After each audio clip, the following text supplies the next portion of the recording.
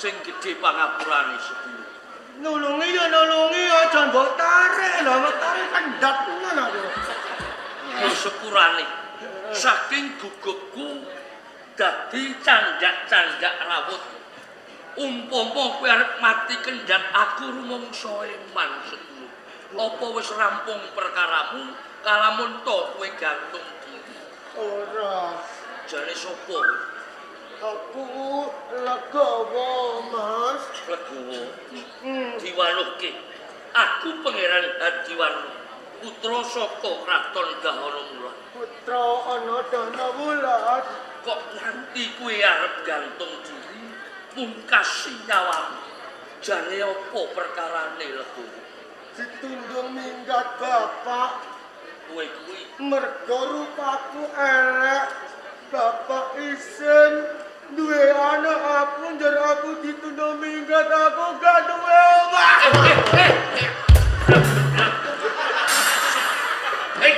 Aku terus melok sapa, Pak? bocah sisan kowe. Aku gak ana sing nyakeni, Pak. Saiki yo saiki iki rucah kabeh. Wah, semak. Legawa. Jane aku iki welas karo kowe. Ning bareng kowe ngrangkul aku, rumangsa sengit aku. Aku sakene Mas, aku kemangan kok mau kok. Legawa. Dadi kowe jeh duweni wong tuwa.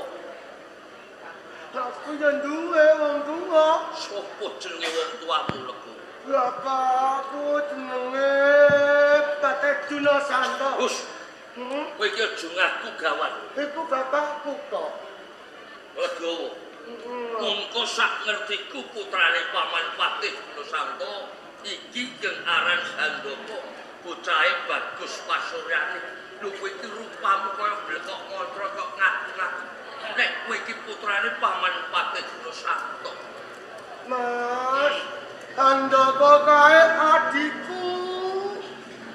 Aku kapena tuwa, aku kamane moh emane moh. Emane piye? Manggonku gak ning ngarep ning manggonku awur kandang bebek.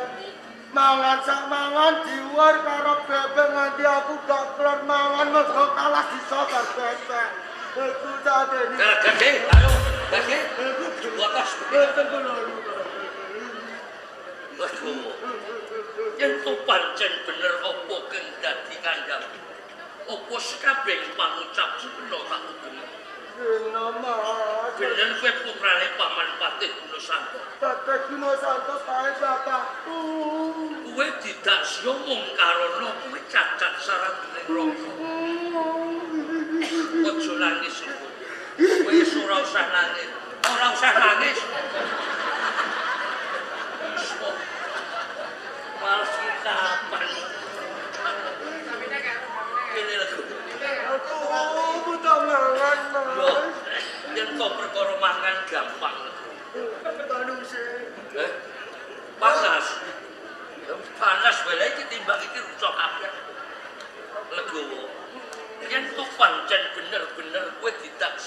sowan wong tuamu. Iki dina aku rumangsa welas karo kowe. Kuwi bakal tak gaku minangka dadi memitrane. Mitra niku apa? Memitrane kae sedulur lho. Sedulur. Lah kowe gak isin duwe dulur aku rupane ngene. Babar pisan ora. Kandha kowe ora enak. Lah kowe kok seneng duwe dulur karo aku le, Mas. Iki ora cecak-cecak. Ora ketak pecacak sarang rohku. Mongko aku minangka putra pengayuman. Sok ora-orane aku kudu bisa awor lan momor kabeh kawula sing mapan ana ing kraton Danuwula. Ngono. Yen to pancen kowe gelem tak ancak minangka dadi mitrane. Iki dina uga kowe bakal tak kanthi munggah ana ing kraton Danuwula. Gak apa-apa. Ora lho. Ora sini-sini. Babar pisan ora lho. Aku gelem. Gelem aku. Tenang. Yen to pancen kowe gelem ayo dan agi-agi tumuju ana ing kraton Danuwula. Tak kanthi munggah. Aku mlakunya yo.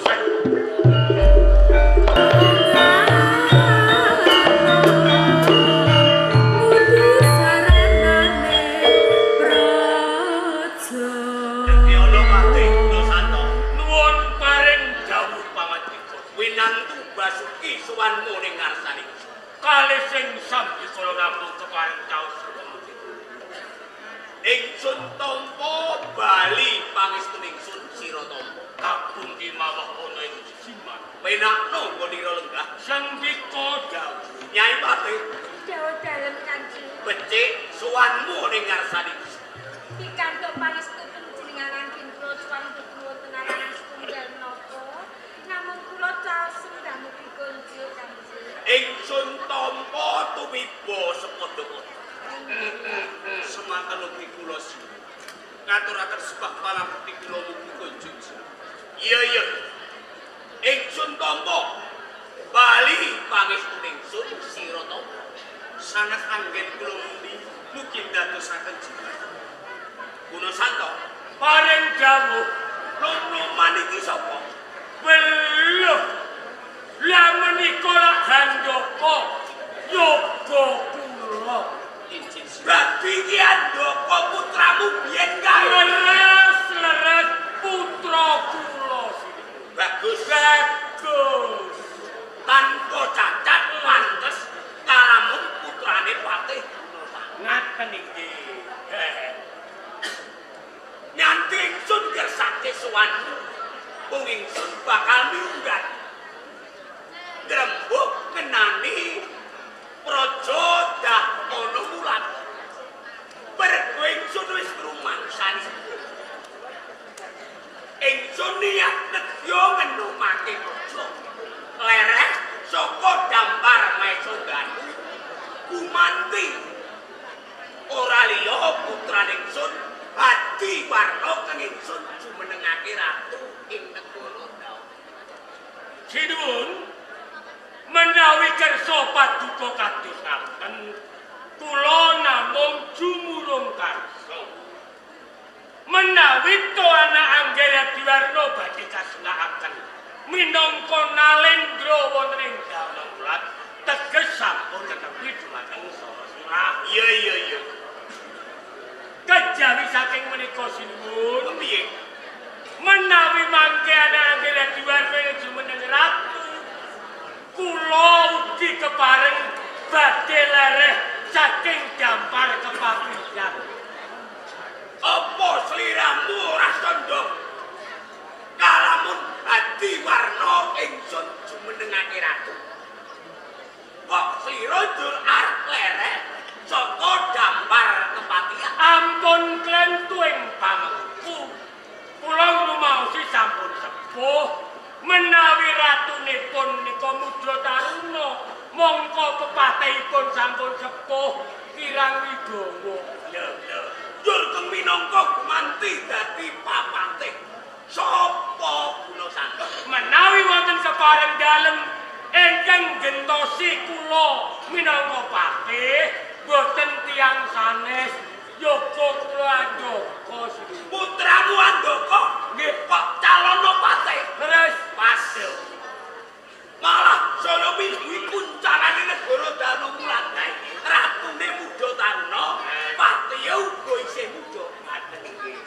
Dadi warna sabda tinimbalan sadurunge sira lenggah minangka Nalendra ana ing negara Danukulan. Rama wis nate utusan marang sliramu. Caket momor lan abor marang kawula. Aja nganti kawula ora ngerti yen sliramu calon Nalendra ing negara Danukulan. Kanjeng Rama, menapa ingkang dados dawuh pangandikan panjenengan? Sedaya kala wau sampun kula istukaken. Wedal sakmenika kula sampun saged awor lan momor sedaya para kawula ingkang mapan wonten ing kraton Danukulan. Malah kabarara wedal sakmenika kula sampun mati-mati, kula sampun pikantuk memitran minangka kagem jangkepi ing mangkenipun kula dados Nalendra wonten ing kraton Danukulan. Dadi wis entuk memitran kok gaku minangka dadi sedulur kados ngaten malah luwih prayoga.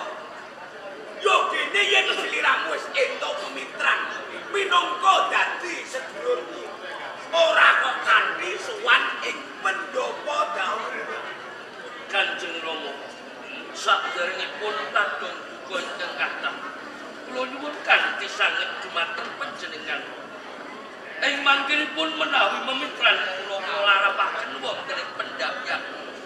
Ampun ngantos Kanjeng Rama dak siya kalih memitran kula jalaran. Memitran kula kala wau cacat sarengipun raka. Piyambakipun dipun dak siya kalih tiyang sepuhipun. Tilem sak tilem kemawon dipun papanaken wonten ing kandang bebek. Dadi memitranmu kok gaku sedulur cacat carang miragane terus ngaten tidak sia lan wong tuane leres malah saka tukul welasku marang memitranmu sing kok gaku minangka dadi Rama ora bakal dak sia menapa saestu iya menawi kepareng memitran kula badhe kula suwanaken malah luwih prayoga legowo kene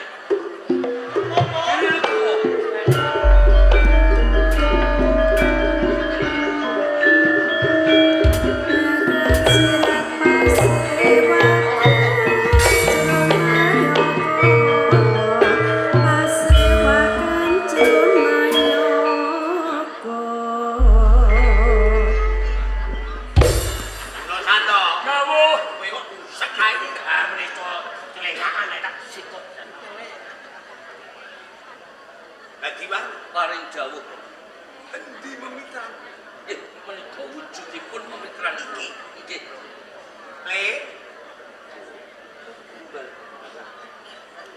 bener kowe tidakku memitran utawa sedulure putraning ingsun Adiwarna nggih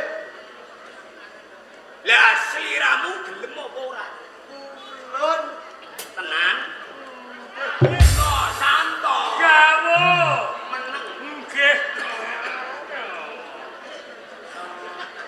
yen pancen sliramu gelem direngkuh minangka sedulure putraku Adiwarna coba kene caket marang ingsun kene ora apa-apa kene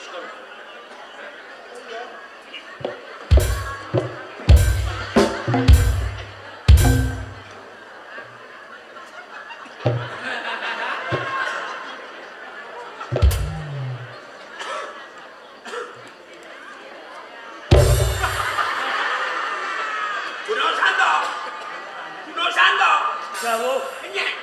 Napa? Ingsun ratu singkul. Dadi wajib rene mati ya.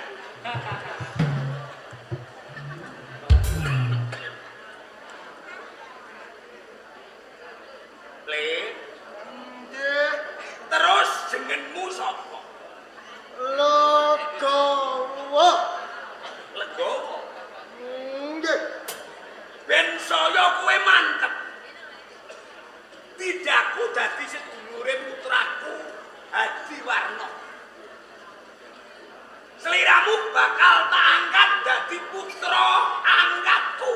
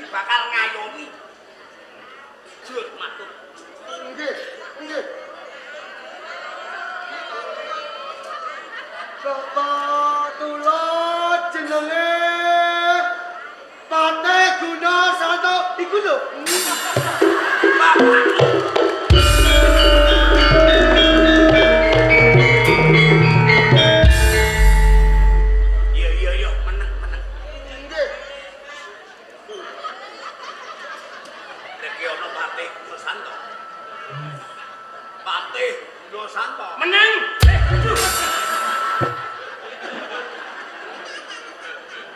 Sembrono.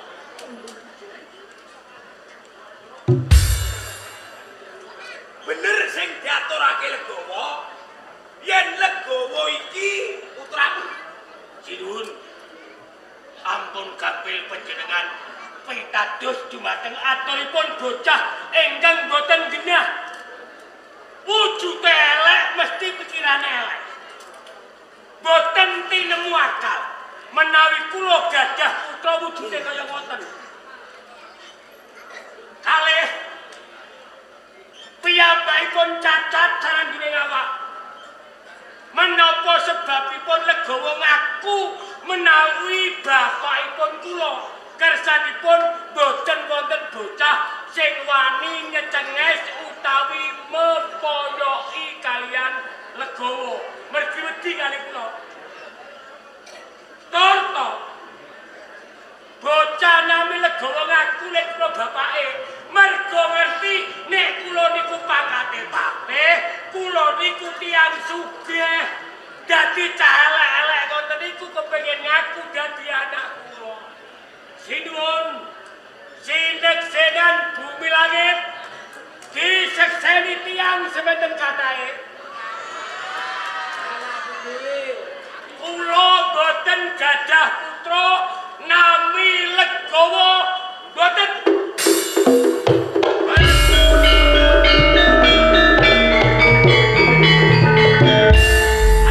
Ngono ya. Nggih. Nyai Patih. Dawa-dawa.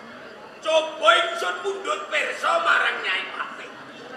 Legawa iki putrane Nyai Patih apa ora? Boten sinuwun. Guna Santo. Dawuh Sing ingsun dangu iki dudu sira.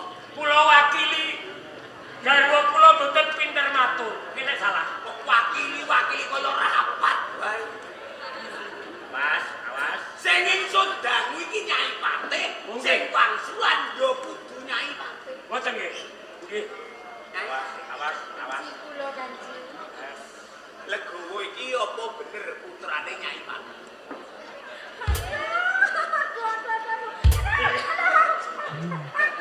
Guna Santo. Kowe kemenyek tuwa-tuwa jiliti bojomu sawang kok ngakeh ra dhisik. Nyai Patih. Legawa iki putrane Nyai Patih.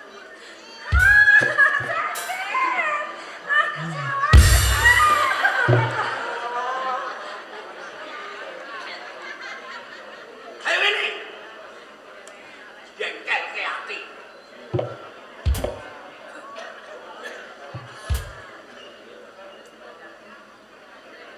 Ada. Nyapa.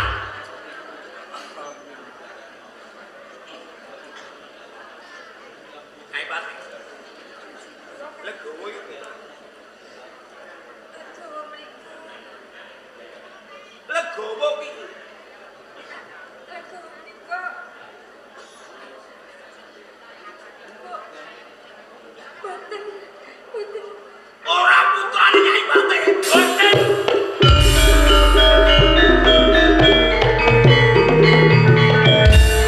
Diwacaku ngedek kabeh, Bu. Golek salah. Jebule ibuke pinter. Aku sayang, Bu. Alah, kata kantil pun. Dawuh, Diaplok kemenyek. saking seneng kula. Seneng yo seneng. Ha nggih. Deleng-deleng. Nggih. Pinter golek mawadah. Pinter adol welas. Yen sliramu tak dangu ngaku putrane Patih Guna Santo, aku ngerti karepmu. Ben ingsun ora dak sia marang sira, ingsun welas marang sira. Kecelik. Ingsun kecelik. Daku putra kowe angkat. Wiwit saiki nggonku ndaku putra marang sira tak jabel.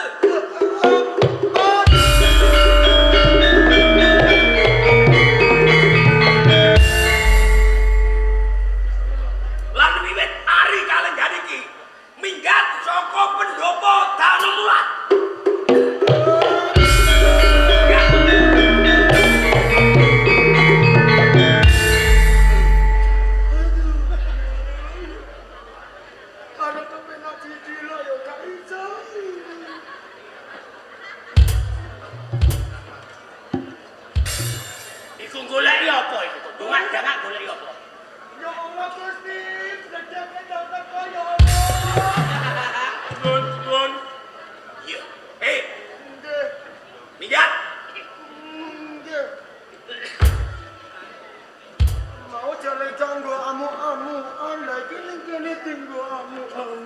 aku melok sapa. Aku kula lu kemangan dong Sing aku. gede pangapurane. Aku rumangsa kalih pangwasan Rama. Ati karo. Ora usah dibelasi. Ayo minggat.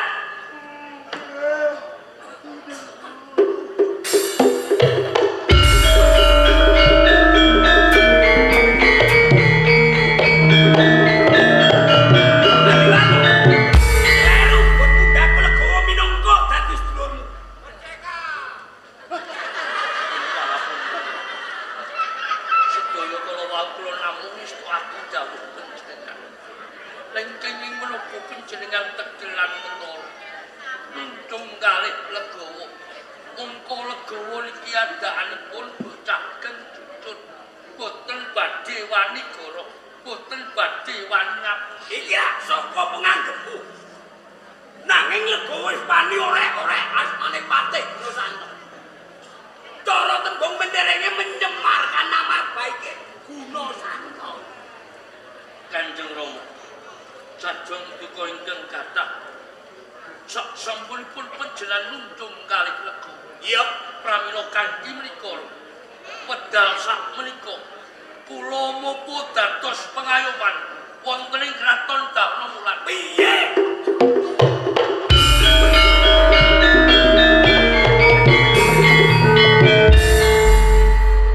Paman Patih Nusana. Panjenengan gegere menungso ning tumindak apik kewan. Panjenengan pirsa kewan simo paman. Sak galak-galake simo ora bakal tegel mungsa gogore dhewe. Ning panjenengan salah satunggalipun menungso lumrah. Panjenengan sampun tegelan utawa dak sia kalih legawa. Mongko legawa kala wau ingkang utir jiwa lan raganipun niki panjenengan. Kenging menapa Paman Patih Gunasanto? Panjenengan sampun tegelan menawa dak sia kalih legawa. Tenanipun legawa mboten lepat. Legawa mboten salah Paman. Ngantos legawa cacat sareng neraka. Legawa mung dados korban. Paman Patih Gunasanto. Umpami kula gadah yang tepung kados dening panjenengan. Matine badhe kula dongaaken. Muga-muga patine sampun kecek. Lan panjenengan mongko panjenengan apa awak pawestu ingkang ngandhut legawa sangang sasi 10 dina niki panjenengan umpami panjenengan perang sabil sisip sembire nyawa totoane ingkang menapa panjenengan boten kersa ngaku bilih legawa putra panjenengan wong wadon napa panjenengan Ati waro. Ati waro.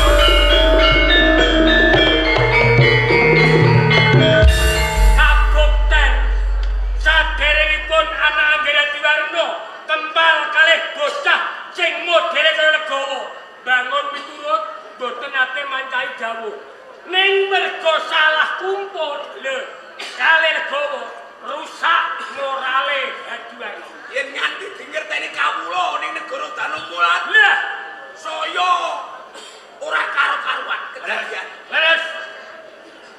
Gono golek kula. Aduh sinuwun, sinuwun. Ampun sinuwun. Ana apa? Kula tasih kepengin hidup. Ampun sinuwun. Gunasanto, Dawuh. aja duwe pandhawa yen ingsun arep perjaya marang desa. Panjenengan nyagar sapa sih? Ora. Boten Bali kene. selamat.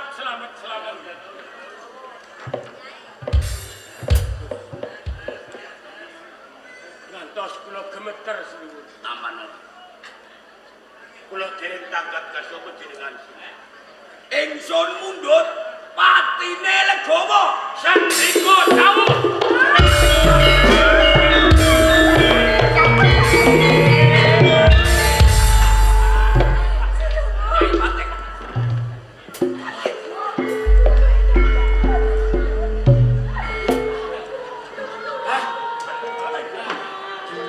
Yo kene bareng ingsun utusan Patih Gunasanto. Mateni marang legawa.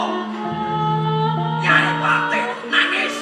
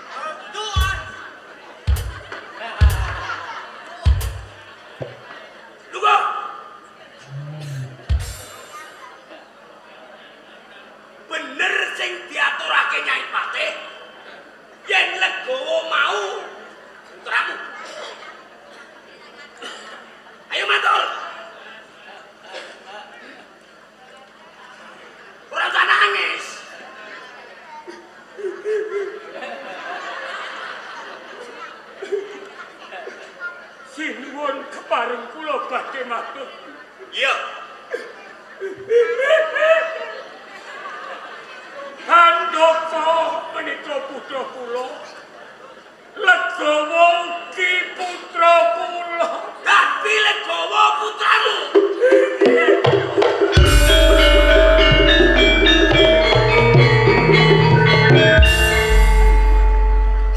Isin. Mergo Legawa cacat sarandune ragane. Rupane elek. Elek. Upama Legawa elek iki sing salah Pak Legawa. Lho rupamu dhewe ora gagel. Rupamu dhewe iki elek. Sing elek niku Legawa. Kowe yo elek. Kula apik. Apik. Apik. Takono karo wong-wong iki. Mboten Apik. percaya. Ora Mboten percaya. Yo. Urung takon. Diam.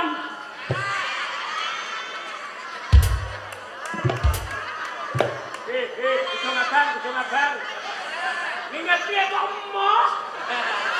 Dayangku. Kula niki apik napa elek, Dik? Sedanten, Dik, mboten cetok. Apik apa elek? Elek apa apik?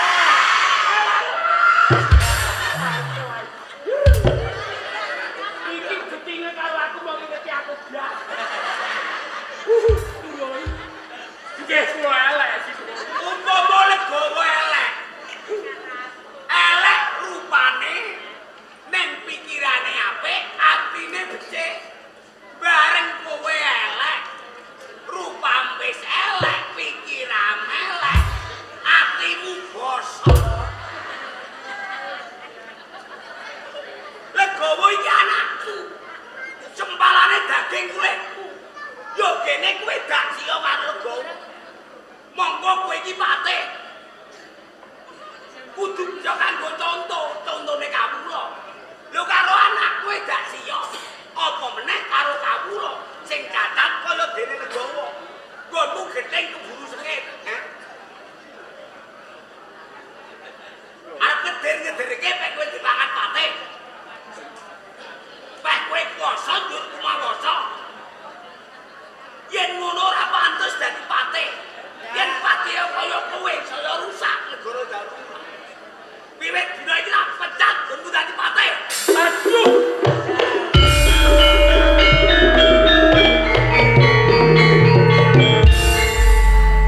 Sakene yu. Kula dipecat yu. Kula ora dadi patih yu. Aku ora dadi tukang parkir. Menika saestu sinuwun. Iya. Sendika dawuh. Boten napa-napa jalaran kula lepat. Mergo sliramu wis ora dadi patih ana ing negara Danumulan. Lan ora ingsun keparengake mapaning patian minggat saka dalem kepatian.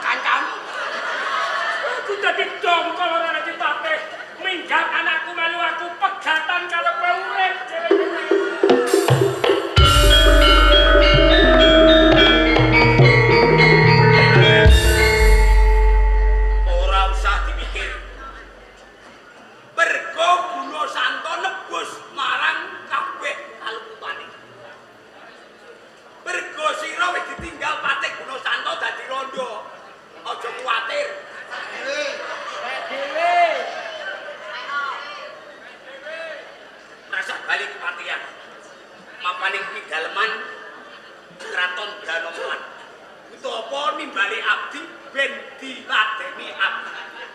Ngono.